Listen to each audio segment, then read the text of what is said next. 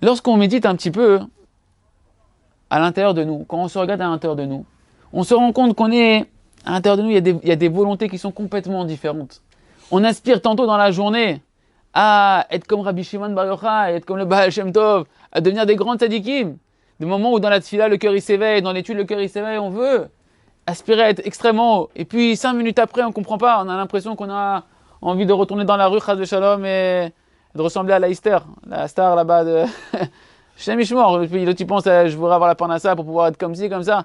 Comment à l'intérieur de toi, tu passes d'en haut de la vague tout au fond des abîmes. Mais c'est une réalité.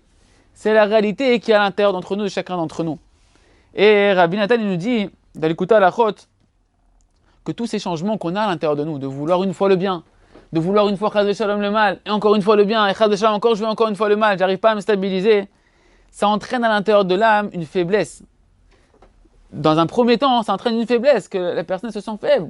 J'ai pas de stabilité, je suis pas stable, je suis instable, je suis un bonhomme dangereux, je suis bipolaire ou je sais pas, je suis schizophrène, j'ai un problème d'identité, je sais pas ce que je veux. Ça c'est spécifique du juif, hein. C'est très spécifique du juif, c'est pas un symptôme de toute la génération globale, c'est spécifique de l'âme juive.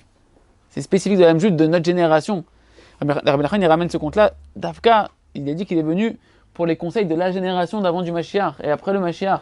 Mais c'est spécifique de notre temps à nous, c'est cet éclatement intérieur, cette instabilité intérieure extrême dans...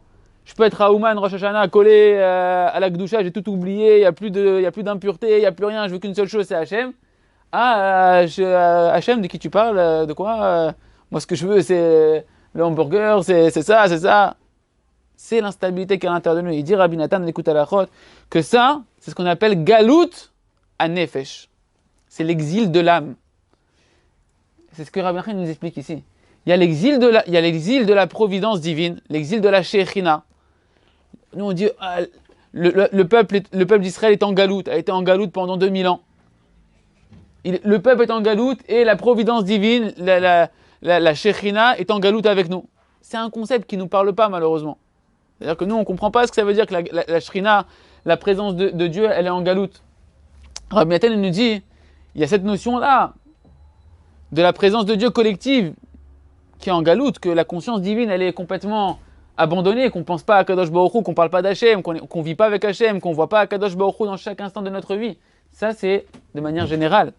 Me dit Rabbi Nathan, il y a la galoute de l'âme, la galoute individuelle, ta galoute à toi, comme on dit aujourd'hui dans la génération, c'est la galoute on dit. Je suis dans la galoute, je suis dans la galère. C'est un abus de langage qui est rentré dans la communication, mais c'est pas pour rien. Si Hachem il fait qu'on dit aujourd'hui c'est la galoute, c'est parce que mamache, on est dans la galoute tout seul. C'est-à-dire que nous-mêmes, tu peux être dans une Ferrari et te sentir dans la galoute. Ok, 2 minutes c'est marrant, mais au bout d'un mois, 2 mois dans ta Ferrari, tout seul au fond de toi, te regarder dans ton pare-brise, tu dis c'est la galoute quand même. Franchement, même avec la Ferrari, je me sens pas bien. Il y a une galoute à l'intérieur de l'âme. Et c'est quoi notre travail à nous? Notre travail à nous, c'est de sortir notre âme de cet exil. De sortir chacun d'entre nous, notre âme de cet exil. L'exil, c'est que notre âme, elle a été envoyée, comme on l'a vu dans le cours passé, on va revoir encore, dans le palais du Lotov. Le roi, il a dit que le mal, il l'emporte. Que le pas bon, il l'emporte. Et on voit que le second du roi, après, où est-ce qu'il va trouver? Après maintes et maintes recherches, où est-ce qu'il va trouver la princesse? Dans le palais du mauvais roi. Le palais de l'impureté. Le palais du Yetzer Hara, du mauvais penchant. Le palais des mauvais désirs. Le palais de notre génération. Là-bas, notre âme, elle a été envoyée. Là-bas, notre âme, elle a été envoyée. Et nous, notre travail, c'est d'aller la ramener de là-bas. C'est le second du roi. Il doit aller ramener la princesse, la chercher, la ramener où ça? Dans le palais du roi, à la maison. On doit se ramener à la maison. On doit se ramener à la maison. C'est quoi la Géoula? Ça, c'est la galoute. Se sentir complètement éclaté, ne pas savoir ce que je veux le bien, je veux le mal, je comprends pas, etc. Ça, c'est la galoute. C'est quoi la Géoula? La Géoula, la vraie Géoula individuelle et à la dimension après collective, c'est lorsque toutes nos volontés, toutes nos pensées, tout notre être, y converge vers un seul but. Une unité, comme on dit Shema Israël, Hachem Elokeinu, Hachem Echad. Dieu, il est un. Mais toi aussi, tu dois arriver à l'intérieur de toi d'être un. De plus être une fois, je veux être Yaakov, une fois, je veux être Esav. Chas de Shalom. C'est comme ça, c'est la Metsiout. Rachel, elle avait en elle Yaakov et Esav. Vous savez que c'est marqué que les Imaot, les matriarches, elles représentent la Shechina. Elles représentent la présence divine. Et c'est quoi l'image? Dans la présence divine, qui est en réalité la collectivité de toutes les âmes de chacun d'entre nous du Ham Israël, alors à la fois il y a Yaakov, et à la fois il y a Esav qui veut sortir. Tu passes devant le Beth Midrash, il y a Yaakov qui veut sortir. Tu passes devant le Beth Avodah Zarah, Chas v'Shalom, il y a Esav qui veut sortir. Ça veut dire que dans notre âme, il y a ces deux entités-là. C'est quoi la Géoula? D'arriver à unifier nos pensées, nos aspirations, nos volontés à l'intérieur, qu'elles arrivent à un seul but.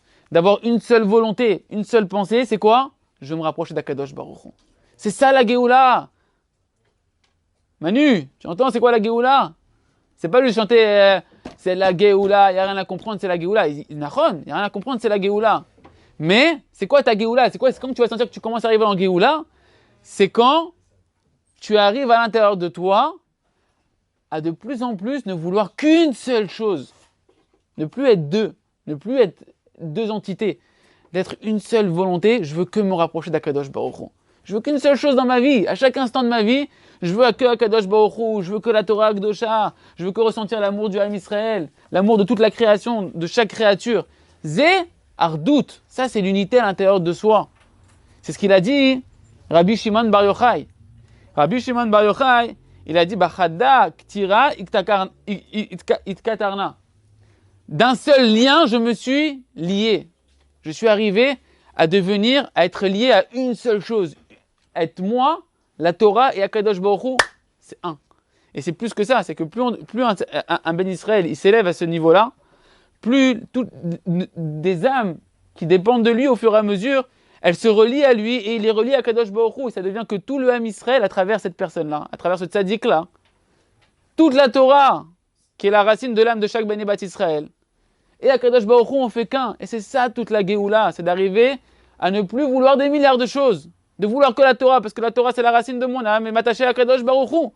Et pour ça, Hachem il a mis un tzaddik qui me permet de me connecter à cette Torah-là, de me connecter à Akadosh Baruch Hu.